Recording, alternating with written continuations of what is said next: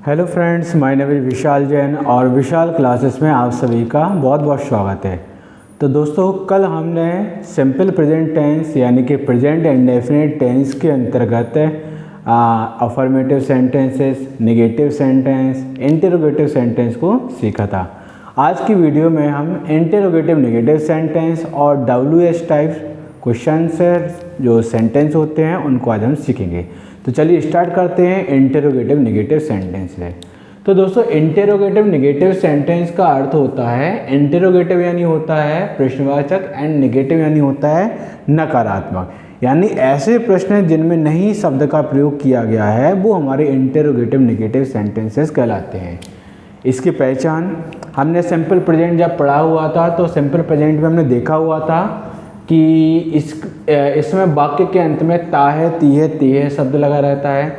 चूँकि ये interrogative sentence है इसलिए क्या शब्द भी लगा रहेगा और क्वेश्चन मार्क लगा रहेगा, और नेगेटिव सेंटेंस है तो इसलिए साथ में उसमें नहीं शब्द का भी प्रयोग किया जाएगा। यानी वाक्य में क्या, सबसे आगे क्या शब्द, बीच में नहीं और अंत में ता है, ती है, ते है शब्द के साथ क्वेश्चन मार्क लगा हो तो ये आपका सिंपल प्रेजेंट टेंस के अंतर्गत इंटरोगेटिव नेगेटिव सेंटेंस होता है। अब इसमें वाक्यों को सही क्रम में जमाना होता है, तो सही क्रम में हमें किस प्रकार से जमा सकते हैं। तो सबसे पहले नंबर इसमें डू या डज का प्रयोग किया जाता है, और डू या डज का प्रयोग हम सब्जेक्ट के अनुसार करते हैं। अगर सब्जेक्ट हमारा एक वचन है तो जैसे कि ही, सी, इट या कोई नाम है तो उसके साथ में हम डज का प्रयोग करते हैं, और सब्जेक्ट यदि बहुवचन है जैसे कि आई, वी, यू, दे या नेम्स, एक से अधिक नाम, तब इस स्थिति में हम डू का प्रयोग करते हैं। इसके बाद हम इसमें नॉट लगाते हैं, वर्ब का फर्स्ट फॉर्म लगाते हैं, ऑब्जेक्ट और अदर वर्ड लगाते हैं। तो चलिए इसे हम उदाहरण के माध्यम से करने का प्रयास करते हैं और समझते हैं। तो हम जैसे पहला एक उदाहरण ले लेते हैं कि क्या तुम्हारी माँ ऑफिस में काम नहीं करती है। तो दोस्तों, यदि हम इसे सेंटेंस में देखा जाए तो अंत में ती है शब्द का प्रयोग किया जा रहा है, तो ये हमारा ती है शब्द सिंपल प्रेजेंट टेंस को प्रदर्शित करता है। साथ में हमारा क्या शब्द और क्वेश्चन मार्क लगा हुआ है तो ये हमारे इंटरोगेटिव को प्रदर्शित करता है, और नहीं शब्द लगाया है तो इंटरोगेटिव नेगेटिव सेंटेंस को प्रदर्शित कर रहा है। तो ये आपका सिंपल प्रेजेंट के अंतर्गत इंटरोगेटिव नेगेटिव सेंटेंस है। तो इसमें तुम्हारी माँ, ये हमारा सब्जेक्ट है, काम करना ये हमारा वर्ब है, और ऑफिस में ये हमारा ऑब्जेक्ट है। इसमें कहीं पर भी अदर वर्ड उपस्थित नहीं है। तो इसमें क्या करेंगे, सबसे पहले नंबर हम इसमें डू या डज लगाएंगे। डू या डज लगता है सब्जेक्ट के अनुसार। चूँकि तुम्हारी माँ ये सिंगुलर है, एक वचन है, तो इसके साथ में हम डज का प्रयोग करेंगे। तो यहाँ पे लग जाएगा सबसे पहले डज। इसके बाद तुम्हारी माँ, तो तुम्हारी माँ के लिए हम बोलते हैं योर मदर। इसके बाद आता है नॉट, तो हम नॉट लगाएंगे। फिर आता है वर्ब का फर्स्ट फॉर्म, तो वर्ब है इसमें काम करना, काम करने के लिए हम बोलते हैं वर्क। इसका बाद आता है ऑब्जेक्ट, ऑब्जेक्ट है इसमें ऑफिस में, तो में के लिए बोलेंगे इन, और ऑफिस के लिए ऑफिस ही आ जाएगा। फिर इसके बाद आता है अदर वर्ड, तो चूंकि इस सेंटेंस में कहीं भी अदर वर्ड उपस्थित नहीं है तो हम अदर वर्ड नहीं लगाएंगे। और सबसे लास्ट में हम इसमें क्वेश्चन मार्क का भी प्रयोग करते हैं, क्योंकि प्रश्नवाचक वाक्य है तो इसमें हम क्वेश्चन मार्क भी लगा देते हैं। तो आपका पूरा सेंटेंस हो जाता है does your mother not work in office. चलिए, अभी हमने सिंगुलर यानी एक वचन का उदाहरण देखा था। अब इसी प्रकार से हम एक बहुवचन का भी उदाहरण देखते हैं।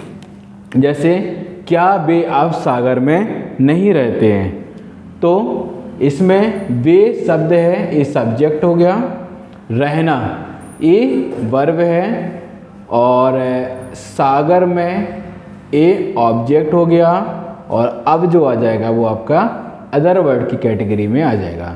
और चूँकि इसमें ते है शब्द लगा है, नहीं भी लगा है, क्या भी लगा है और क्वेश्चन मार्क भी है, तो ये आपका सिंपल प्रेजेंट के अंतर्गत इंटरोगेटिव नेगेटिव सेंटेंस होगा। तो सबसे पहले नंबर हम इसमें डू या डज लगाते हैं सब्जेक्ट के अनुसार। सब्जेक्ट में है बे के लिए अंग्रेजी में कहते हैं दे, और दे हमारा बहुवचन है तो इसके साथ में हम डू का प्रयोग करते हैं। तो सबसे पहले इसमें लगता है डू। इसके बाद सब्जेक्ट है बे, तो बे के लिए इंग्लिश में कहते हैं हम दे। इसके बाद आता है नॉट, तो नॉट लग दिया। इसका बाद आता है वर्ब का फर्स्ट फॉर्म, तो वर्ब है रहना, रहने के लिए इंग्लिश में कहते हैं लिव। फिर आता है ऑब्जेक्ट है सागर में, तो इन सागर। और लास्ट में आता है अदर वर्ड, तो अदर वर्ड है अब के लिए बोलते हैं हम नाउ। और इसके बाद आता है क्वेश्चन मार्क, तो यहाँ पे आपका क्वेश्चन मार्क लग जाएगा। तो आपका सेंटेंस कंप्लीट हो जाता है does they not live in Sagar now. तो अब आपका सिंपल प्रेजेंट के अंतर्गत इंटरोगेटिव नेगेटिव सेंटेंस कंप्लीट होता है। अब हम इसके अंतर्गत WH टाइप सेंटेंस को भी सीखते हैं। तो WH टाइप सेंटेंस में क्या हो जाता है इसको भी हम समझ लेते हैं।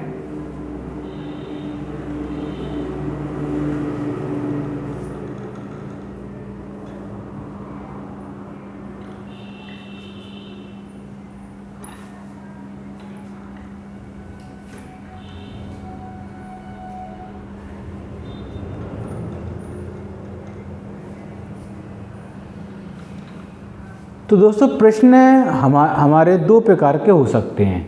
एक तो वो प्रश्न होते हैं जो कि यस नो टाइप होते हैं। यस नो टाइप वाले प्रश्नों में उत्तर हम हाँ या ना में दिया जाता है। जैसे कि क्या तुम सागर में रहते हो, तो इसका उत्तर हम हाँ या ना में दे सकते हैं। जैसे क्या तुमने भोजन कर लिया है, तो इसका उत्तर भी हम हाँ या ना में दे सकते हैं। लेकिन कुछ प्रश्न ऐसे होते हैं जिनका उत्तर हम हाँ या ना में नहीं दे सकते हैं। इसका उत्तर देने के लिए हमें कुछ वाक्यों का प्रयोग करना होगा। जैसे कि आज तुमने क्या खाया है, तो इसमें का उत्तर हम हाँ या ना में नहीं दे सकते। हमें उसमें बताना होगा कि आज हमने भोजन में क्या क्या खाया था। इसमें हमें वाक्य का प्रयोग करना होगा। तो इससे पहले जो हमने इंटेरोगेटिव सेंटेंस देखे थे या इंटेरोगेटिव नेगेटिव सेंटेंस देखे थे, तो इनका उत्तर हम हाँ या ना में दे सकते हैं, यानी ये हमारे यस नो टाइप क्वेश्चन कहलाते हैं। जबकि इसी में हम एक WH टाइप क्वेश्चन भी देखेंगे जिनका उत्तर हम हाँ या ना में नहीं दे सकते, बल्कि इनमें हमें पूरा वाक्य के रूप में उत्तर देना होता है। तो ये WH टाइप सेंटेंस को हम हिंदी से इंग्लिश में कैसे ट्रांसलेट करते हैं, चलिए इसको देखते हैं।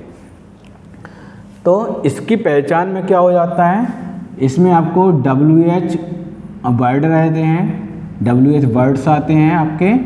इसके अलावा आपका लास्ट में ता है, ती है, ते हैं आदि शब्द लगे रहते हैं और क्वेश्चन मार्क भी लगा रहता है। अच्छा, इसमें WH वर्ड्स क्या क्या हो सकते हैं, तो WH वर्ड्स आपके इसमें कई सारे उपयोग हो सकते हैं। जैसे कि आपका वॉट मतलब होता है क्या, वेयर यानी होता है कहाँ,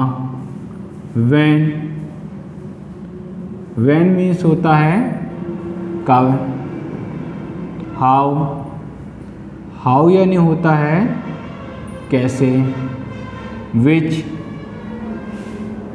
यानी होता है कौन सा या कौन सी। इसे हम सामान्यतः किसी वस्तु के लिए उपयोग करते हैं।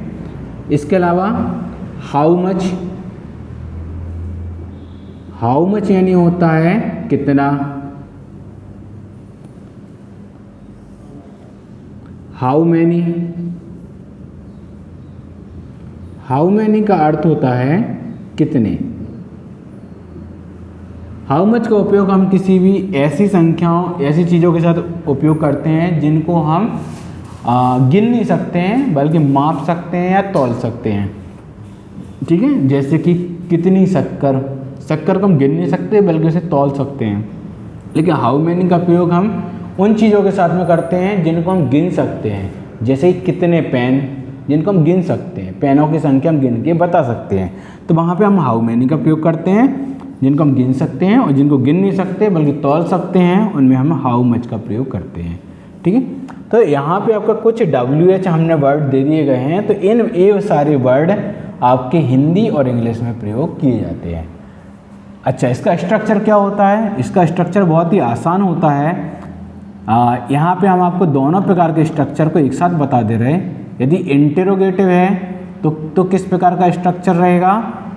तो इसमें सबसे पहले आपका आता है WH वर्ड लगता है, इसके बाद डू या डज आता है, इसके बाद सब्जेक्ट आता है, फिर वर्ब का फर्स्ट फॉर्म लगता है, ऑब्जेक्ट आता है और अंत में अदर वर्ड आता है। लेकिन यदि यही हमारा सेंटेंस इंटेरोगेटिव नेगेटिव में है, यही सेंटेंस इंटेरोगेटिव नेगेटिव में बन रहा है, तब इसमें हम WH वर्ड लगाते हैं, डू या डज लगाते हैं, इसके बाद हम सब्जेक्ट लगाते हैं, फिर आपका नॉट आ जाता है, वर्ब का फर्स्ट फॉर्म आ जाता है, ऑब्जेक्ट आ जाता है, अदर वर्ड आ जाता है, और चूंकि ये दोनों प्रश्न रहते हैं तो हमेशा इसमें लास्ट में क्वेश्चन मार्क भी लगता है। तो यदि आप इनको ध्यान से देखो तो जो हमने इंटेरोगेटिव वाला स्ट्रक्चर पढ़ा हुआ था पहले, वो आपका यहाँ से शुरू होता है। ठीक है, डू डज लगता है, subject, verb, object, other word and question mark. और इंटेरोगेटिव नेगेटिव वाला भी इससे पहले जो हमने पढ़ा हुआ था वो भी आपका यहाँ से स्टार्ट होता है, डू या डज लगता है, सब्जेक्ट लगता है, not, verb, object, other word and question mark लगता है। बस इस WH टाइप में केवल एक ही अंतर आ जाता है कि जो WH वर्ड रहते हैं, WH वाले शब्द रहते हैं, प्रश्न वाले जो शब्द रहते हैं, वो शब्द आपके सबसे आगे लग जाते हैं, बाकी आपका पूरा स्ट्रक्चर एक जैसा ही होता है। तो चलिए इन दोनों को हम वाक्यों उदाहरण के माध्यम से समझने का प्रयास करते हैं कि हम इन्हें किस प्रकार से बना सकते हैं। बाकी दोस्तों, डू या डज का प्रयोग तो जैसा अभी तक हम करते आ रहे हैं, अफर्मेटिव, नेगेटिव, इंटेरोगेटिव और इंटेरोगेटिव नेगेटिव में, वैसे ही अभी भी हम इनका डू या डज का वैसा ही प्रयोग करेंगे। तो चलिए इसे देखते हैं वाक्यों के माध्यम से हम इसे किस प्रकार से बना सकते हैं। तो हम यहाँ पे एक सेंटेंस लेते हैं, जैसे कि तुम भोपाल में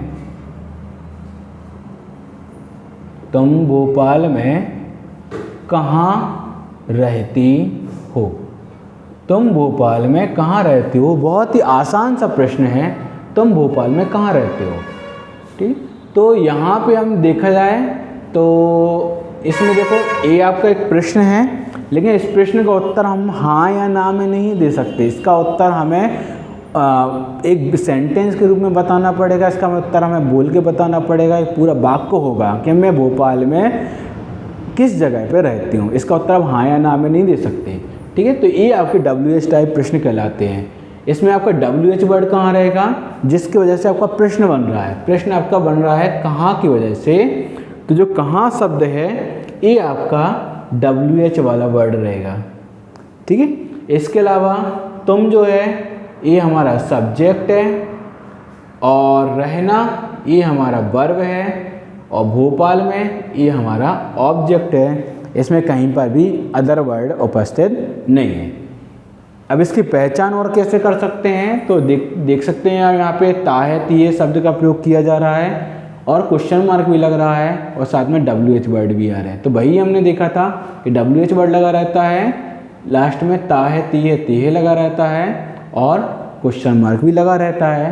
तो ये आपका सिंपल प्रेजेंट टेंस के अंतर्गत WH टाइप सेंटेंसेस कहलाते हैं।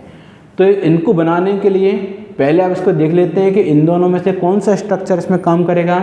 इसमें कहीं पर भी नहीं शब्द नहीं लगा है, इसलिए हम इसे इंटेरोगेटिव वाला स्ट्रक्चर उपयोग करेंगे। तो सबसे पहले इसमें लगता है WH वर्ड। तो WH वर्ड इसमें कहाँ के लिए हम इंग्लिश में कहते हैं वेयर। तो सबसे पहले नंबर हम इसमें लगाते हैं वेयर। फिर आता है इसमें डू या डज। तो डू या डज तो सब्जेक्ट के अनुसार लगता है।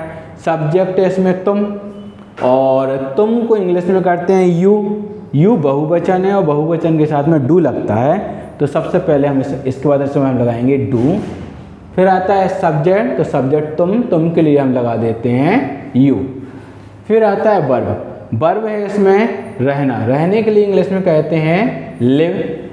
और इसके बाद आता है ऑब्जेक्ट, ऑब्जेक्ट है भोपाल में, तो इन भोपाल। अदर वर्ड इसमें कहीं भी उपस्थित नहीं है। इसके बाद आता है क्वेश्चन मार्क, तो यहाँ पे आ जाएगा क्वेश्चन मार्क। तो आपका वाक्य कंप्लीट हो जाता है where do you live in Bhopal. तो इसी प्रकार से आप इसमें और दूसरे वाक्य भी बना सकते हो। चलिए एक सेंटेंस हम इंटरोगेटिव नेगेटिव का भी समझ के देखते हैं कि इसको भी किस प्रकार से बना सकते हैं। जैसे कि